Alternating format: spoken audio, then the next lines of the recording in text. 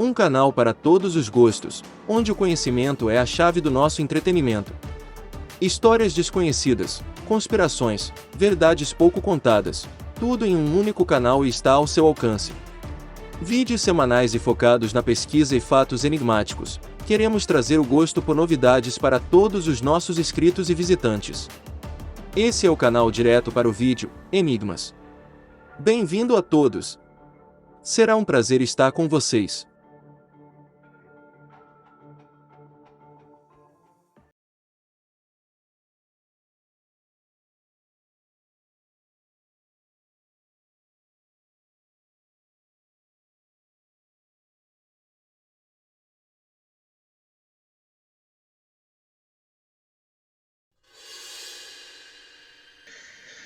Se você tem interesse sobre o assunto maçonaria, você está no canal certo. Aqui nós falaremos sobre o que é a maçonaria, qual o contexto da maçonaria na história, um pouco da simbologia e também aspectos de como que a maçonaria se desenvolveu na história e de como ela é hoje. Vale lembrar que o importante é a gente saber o que é verdade ou o que é mito, no tocante no que está escrito e no tocante no que foi já publicado eletronicamente e através de livros e demais eventos na internet ou até mesmo de forma pessoal. Bem, eu sou o Sérgio Tiaralo, vocês estão no canal Direto para o Vídeo, no segmento Enigmas. E o nosso título, nós vamos falar sobre maçonaria entre a verdade e os mitos. Bem, não podemos falar sobre maçonaria sem mencionar as questões relacionadas com a iniciação.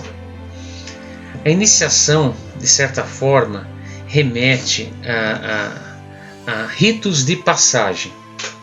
Dentro da sociedade nós temos diversos ritos de passagem, né? Temos ritos de passagem quando casamos, quando nascemos, tribos, né, mais primitivas têm ritos de passagem um pouco mais elaborados e às vezes até um pouco mais, vamos dizer, mais duros, né, para que as pessoas consigam avançar na hierarquia social, né? E a maçonaria, por ser uma ordem bem antiga, ela criou, né, de certa forma, um tipo de ritualística aonde o candidato, para antes se adentrar à ordem, ele precisa desempenhar junto aos seus futuros irmãos,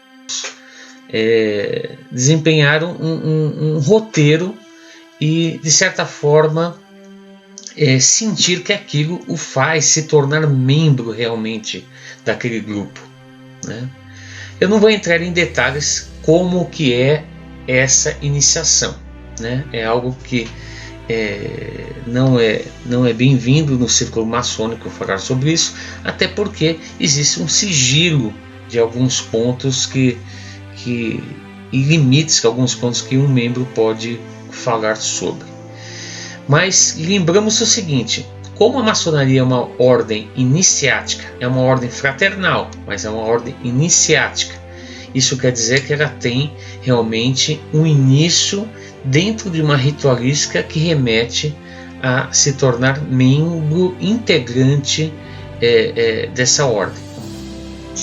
É algo muito bonito, é algo muito realmente de grande importância para o novo membro, mas eu gostaria que vocês soubessem que isso é um ponto fundamental para todo maçom, né, em toda a sua existência dentro da sociedade maçônica. Bem, um outro ponto que eu acho importante nós comentarmos é que a maçonaria ela começou de certa forma na Idade Média.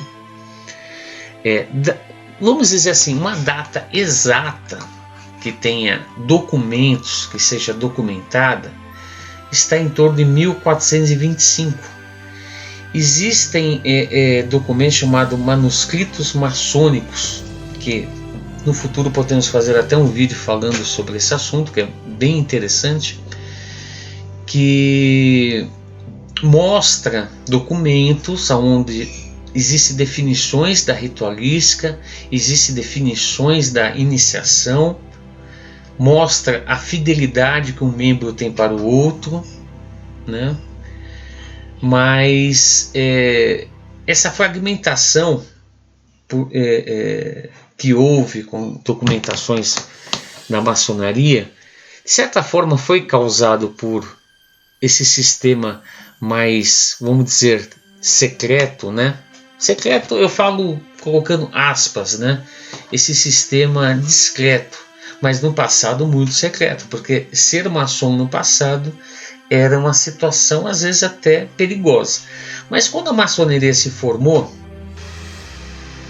nas chamadas guildas de construções, nós podemos dizer que uma guilda de construção é uma espécie de um pseudo-sindicato, um grupo que se ajuda e mantém os segredos, as informações da profissão.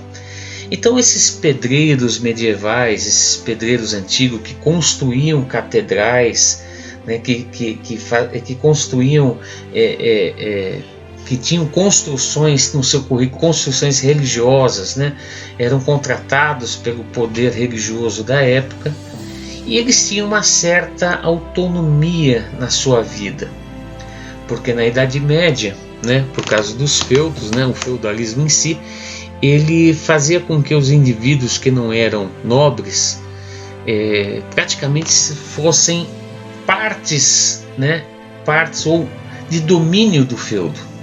E o maçom, por ele ter que ir construir essas catedrais, essas construções religiosas em outros feudos, ele tinha uma certa liberdade de poder ir e vir, né?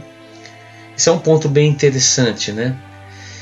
E logicamente, toda a profissão no passado era uma questão de vida ou morte. Ela tinha a ver com o seu sustento, mas assim, de forma muito eloquente, né? Se você de certa forma deixasse as informações da sua profissão vazar, você poderia ficar sem o seu ganha-pão. Então, as guildas de certa forma criaram passes, toques, palavras-chave para que eles pudessem se identificar, e também quando eles mudassem de feudo para o outro, eles também saberiam quem realmente era um pedreiro, né? Um pedreiro medieval ou não, né? E assim eles tinham uma certa segurança, né? no quesito profissão, né? E também foi o protótipo dessa irmandade, né? Essa época nós falamos que a maçonaria se chama maçonaria operativa, né? Porque realmente eles eram pedreiros de verdade, né? Eles não eram pessoas que estavam lá para, vamos dizer, estudar uma filosofia ou melhorar a sua espiritualidade. Não, mas eles eram realmente operativos, né? E hoje a maçonaria é considerada, não só hoje, mas, né, desde 1700, é considerada como maçonaria especulativa, né? Porque ela acabou aceitando membros de outras profissões, de outros meios sociais. Inicialmente recebeu no seu seio filósofos, nobres, membros de alto escalão da organização pública da época, né? E depois, logicamente, pessoas de nível mais mediano, mas que também não eram pedreiros, eram de outras profissões, né? Isso é um ponto muito importante, porque existe uma mudança entre, né, a maçonaria, né, das guildas e construções, realmente os construtores medievais, para a maçonaria que hoje é especulativa, onde você utiliza termos, né, de engenharia, da construção, a simbologia é focada nisso, mas você não é exatamente um pedreiro. Podemos também comentar sobre quando que a maçonaria criou uma organização, né, onde existia uma organização centralizada. O ano foi de 1717, em 24 de junho, na Inglaterra, e foi a primeira, vamos dizer que foi a fundação da primeira grande loja, né? Porque a maçonaria já tem divisões administrativas, né? Então foi a primeira fundação de uma grande loja, né? Aqui no Brasil nós temos a mesma estrutura. Depois de participado de uma cerimônia, de um jantar em conjunto, né, ela decidiu realmente se organizar com uma centralização, na verdade administrativa, na verdade é um norte, para poder ter uma organização, para poder realmente definir quem é maçom, quem não é. Isso, logicamente, deu alguns problemas, porque existia um grupo que era um pouco mais, vamos dizer, moderno para a época, e o outro que era mais tradicional, e eles tiveram uma dificuldade inicial de existir essa aceitação, mas chegaram num consenso e conseguiram essa façanha que até hoje nos brinda com essa estrutura. Mas esse assunto é um outro assunto que, para se estender, deveríamos ter um outro vídeo específico para falar sobre a criação da maçonaria. Bem, falar de maçonaria sem falar sobre a sua simbologia é quase um pecado, né? As pessoas conhecem a maçonaria pelos seus símbolos, né? Não é à toa que o esquadro e compasso sejam um ícone, né? Na nossa sociedade. Quando você vê um carro com esse símbolo, quando você vê um membro com um anel, né? Esse símbolo, né? que tem um significado muito, muito importante. Coisa que eu não vou falar sobre o significado dos símbolos, mas só dizer que existem símbolos na maçonaria que tem uma importância muito grande, porque é um assunto muito extenso. Existem livros que possam ajudar quem tem um interesse maior a compreender, né, cada símbolo, né. Isso tem uma gama de informações. Mas existem alguns símbolos que a gente sempre menciona, né, como o esquadro e compasso, o olho que tudo vê, né, que remete vamos dizer assim, né, de forma simplificada, né, a visão do Criador, né, a forma que o Criador consegue enxergar tudo, né, que ele está onipresente, né, em toda a sua de forma mais esplendosa perto da sua criação, né. Existem teorias e mais teorias do que seria isso, mas vamos dizer que no geral seria algo muito próximo disso, né? O outro símbolo, que na verdade é algo que o maçom literalmente veste, é o avental, né? Vocês, quando vê algum vídeo, algum documentário, você vai ver que o maçom utiliza um avental, né? Que identifica. Ele só pode participar realmente de uma sessão se ele estiver com esse avental, e logicamente cada grau tem uma diferença, né? Um tipo de avental que vai usar. Existe uma história que os maçons operativos, os pedreiros medievais, utilizavam o avental para trabalhar, mas existia um motivo prático, né? Não um motivo filosófico.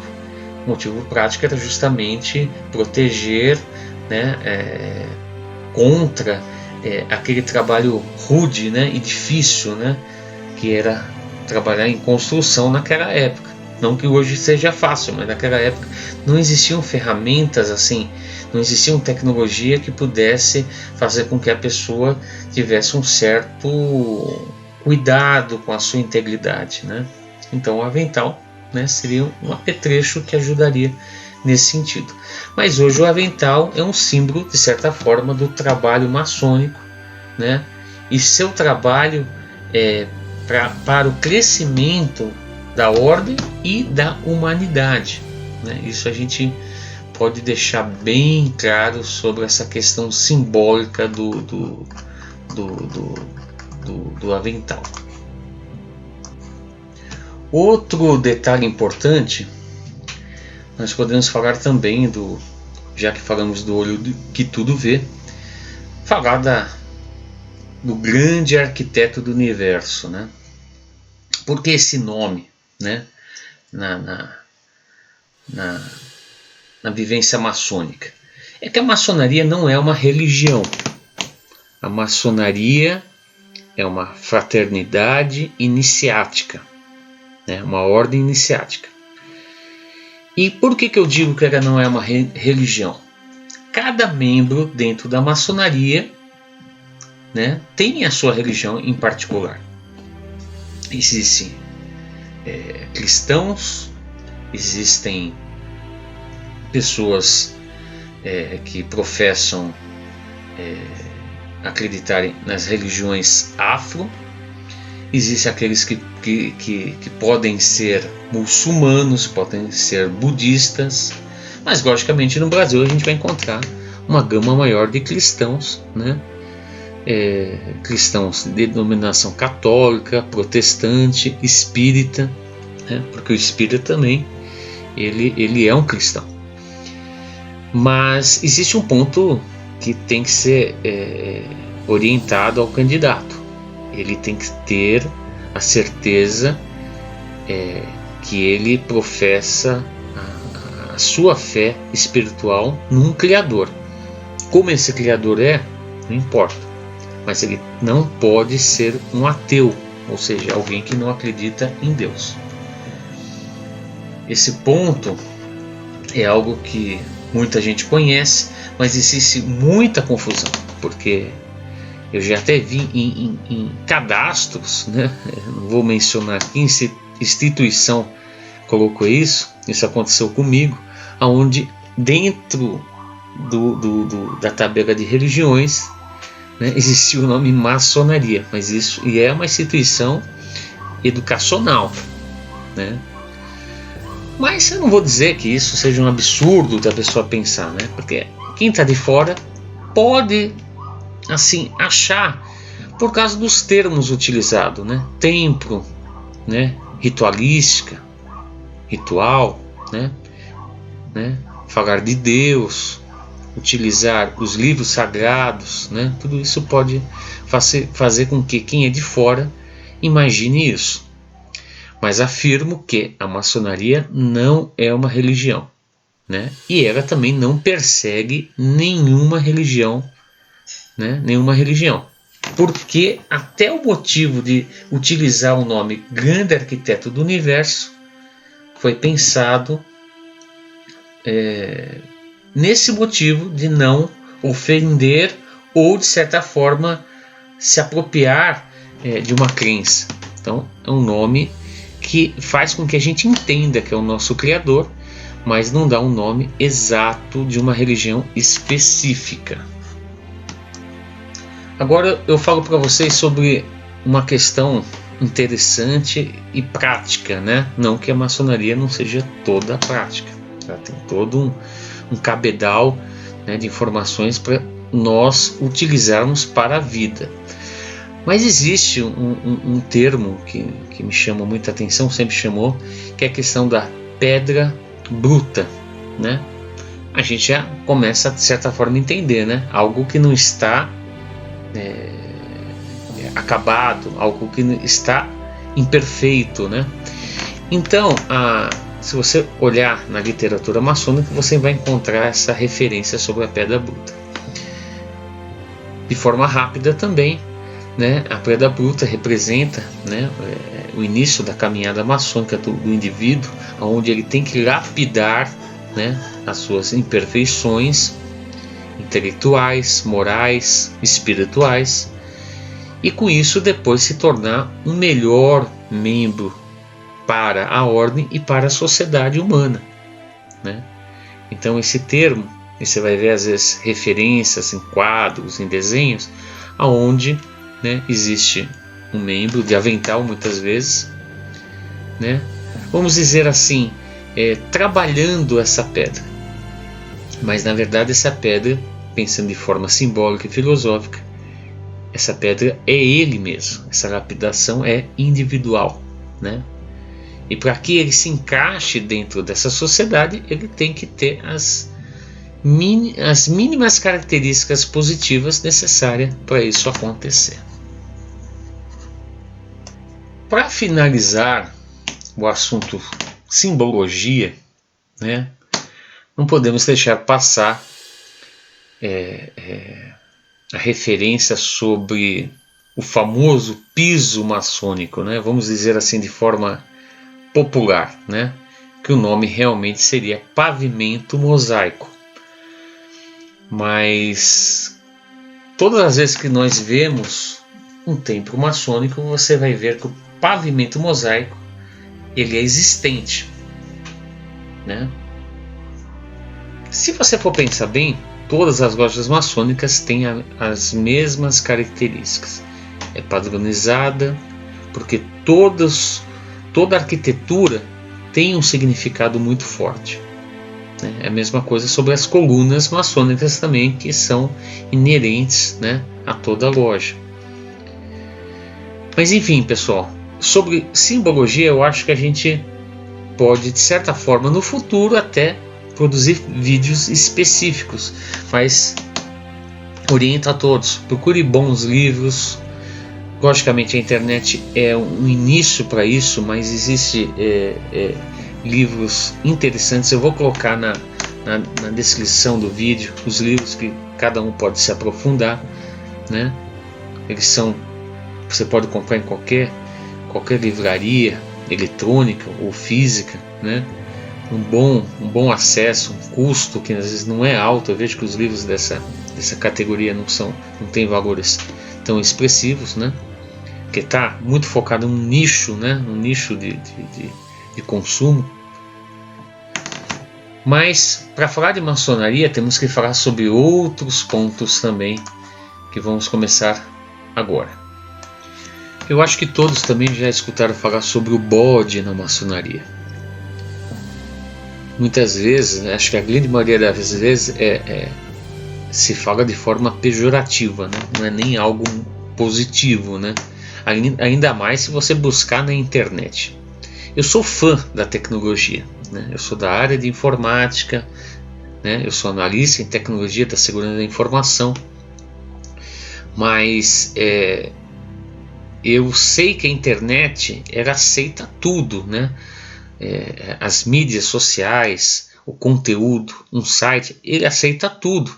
Se uma pessoa tiver uma intenção errada ou se ela for ignorante naquela área, com certeza ela vai propagar uma informação que não é tão verdadeira, mesmo que ela não tenha tido essa intenção.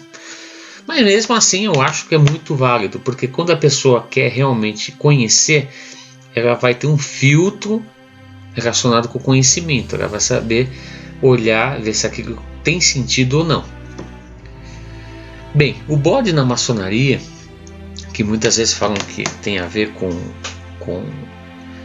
religiões satanistas, né? Que não, garanto para vocês que não tem nada a ver. Ele descreve uma situação, muitas vezes também, vamos dizer assim, passada de boca a boca.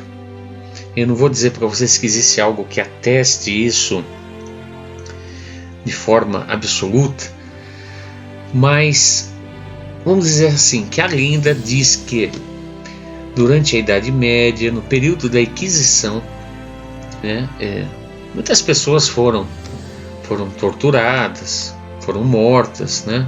Houve perseguição religiosa, e não poderia ficar de fora os membros da maçonaria, que de certa forma já gozavam de uma tensão, né, da sociedade. E muitas vezes essa divisão de poder gera esse tipo de experiência negativa, né? Então, na situação de vítima, né, o maçom, ele sendo interrogado, torturado pelo inquisitor, foi constatado que o mesmo não revelava os segredos, né? Os segredos, eu falo entoando, entre aspas, né? Sobre a ordem. Mas de certa forma, os segredos seriam o quê? São as particularidades que um membro vai conversar só com outro membro. Por exemplo, uma sessão maçônica não vai ser revelada para o mundo externo, porque só diz respeito a membros, né, daquela loja. Então, os inquisitores, percebendo que, mesmo sendo torturados, mortos, né, recebendo vários flagelos, eles não contavam. Aí que dizem que falaram que o maçom, né, ele é muito parecido com um bode. Por que o bode? É outra lenda, né, que a gente, né, tem conhecimento. Eu chamo de lenda porque não existe documentos que vão realmente atestar, né?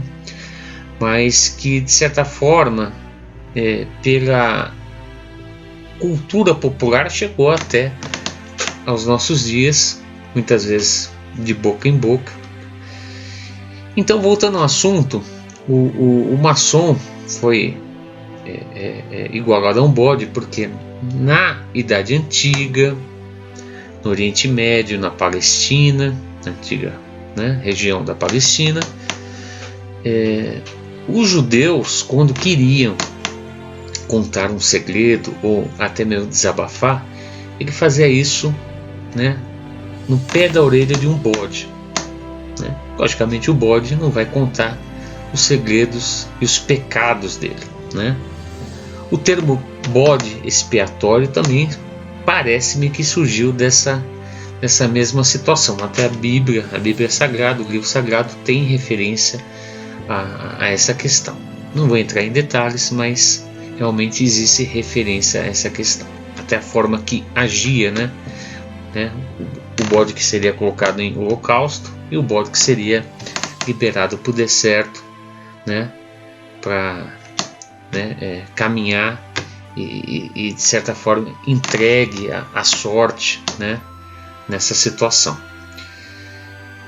E até dizem também, temos que sempre colocar muito cuidado em afirmar, é uma coisa que nesses vídeos vocês vão perceber que a afirmação para mim não é o ponto central, mas sim trazer as ideias, trazer a literatura, né, para cada um poder buscar e pensar, né? A liberdade de pensamento é muito importante.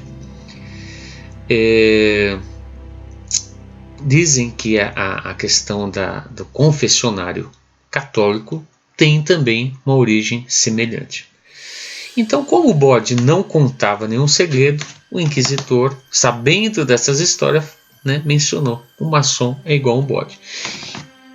E mesmo que isso foi uma situação dramática, né, uma situação de vida ou morte, com o tempo, os próprios membros, né, assimilando, né, tudo aquilo que é ruim, mas com a resiliência de travar uma batalha contra essa tragédia, eles mesmos se, vamos dizer, apelidaram de bodes, né? Ou seja, né, isso que eu estou contando para vocês, né, é algo, né, que destrói ou derruba toda aquela história relacionada com a maçonaria ao satanismo, né? No futuro também podemos falar sobre uma questão relacionada ao folclore hebreu, né, que remete às vezes a animais e características demoníacas e angelicais. Uma outra coisa muito interessante da maçonaria é sobre vamos dizer, a independência e também a estrutura social dos Estados Unidos na época de sua revolução, né? Todos sabemos que os Estados Unidos tem uma referência maçônica muito grande. Muitos signatários da Constituição americana foram maçons, né? Uma quantidade assim alta, né, de membros, e que os Estados Unidos, de certa forma, inseriu na sua arquitetura inicial, como o Capitólio, outras construções, significado maçônico, né? Se você olhar as cidades americanas mais antigas, você vai ver arquiteturas com esse significado. E não podemos deixar de lembrar que uma boa parte dos presidentes americanos também foram maçons. Mas na época da independência americana, né, nós temos, né, ícones da sua política, como George Washington, né, que foi um maçom, né, muito conhecido. E até hoje, né, se fala muito sobre isso. Temos a história do dólar americano, né, que existe uma pirâmide, o olho que tudo vê. Não tem nada a ver com a questão de dominação global. Na verdade, isso daí foi uma inspiração daquelas pessoas que tinham uma intenção muito boa de criar uma sociedade harmoniosa e fraternal. E dentro dessa sociedade, eles, né, por serem membros dessa ordem, acharam, né, que seria uma boa ideia inserir em vários contextos, na moeda local, na arquitetura, né, e até mesmo na liberdade, né? Os Estados Unidos sempre foi muito conhecido como um país liberal, né? Um país libertário, e a maçonaria, de certa forma, tem características focadas para a liberdade, logicamente com responsabilidade, mas a liberdade na etimologia correta da palavra, no quesito que você tem direitos individuais que não podem ser desrespeitados e tomados de você de uma hora para outra. Então, a maçonaria tem como, né, preceito essa característica muito importante e que realmente é o basilar de toda a democracia moderna. Meus amigos, para finalizar o vídeo já ficou um pouco extenso, é um assunto que você pode gravar horas e horas falando, mas podemos finalizar com a seguinte conclusão, né? A sociedade maçônica, a ordem maçônica, tem como intuito a melhoria dos seus membros, e com a melhoria dos seus membros alcançar a sociedade, né, como um todo, e também, né, acrescentar, ao invés de vícios, virtudes, né? A maçonaria preza a virtude. Isso acontece aqui no Brasil, isso acontece no exterior, né? E isso aconteceu na atualidade e aconteceu no passado da ordem, né? Muita coisa que você vai ver na internet, que a maçonaria é contra as religiões, que a maçonaria é contra o cristianismo. Pelo contrário, né? Ela tem um apreço às culturas, né, que existem e já existiram. Ela tem um apreço à intelectualidade, ela tem um apreço ao uso da inteligência, né, do raciocínio, mas também ela tem um apreço à questão humanitária, filantrópica que é muito conhecida nos dias de hoje sobre a maçonaria. Mas espero que vocês tenham gostado desse vídeo piloto. É o primeiro vídeo do canal. Me deu um prazer muito grande de poder falar sobre o assunto. Logicamente, esse é um assunto que nós somos cautelosos para conversar e falar. Existe sempre um limite, de informações, mas nada que eu falei não seja de um aspecto que está disponível em qualquer lugar. Não tem nada que eu esteja falando que seja contrário à ordem. E vale lembrar que eu estou falando como um indivíduo, não estou falando pela maçonaria, estou falando como um indivíduo. A maçonaria tem seus líderes e eles falam pela maçonaria. Estou falando a minha visão pessoal sobre o tema. Muito obrigado, uma boa noite ou um bom dia, dependendo do horário que vocês estão assistindo esse vídeo. Mas repito, fico muito feliz e espero que os próximos vocês estejam conosco. Nossos canais vão ser aos poucos liberados, vão ter vários canais dentro de vários temas como língua portuguesa, história, tecnologia, games, e um dos últimos canais que deve ser liberado da nossa plataforma vai ser um canal de EAD, Educação à Distância, que hoje é um assunto muito comentado, e na prática é muito realmente importante que a educação tenha essa vertente. Então esperem nossos canais, nós vamos avisá-los de cada um deles. Estamos criando acesso às redes sociais como Twitter, Facebook, TikTok, que você pode colocar vídeos rápidos, para que a gente tenha esse contato direto com os visitantes e com aquelas pessoas que se inscreveram no canal. Muito obrigado mais uma vez, fiquem com Deus, até mais.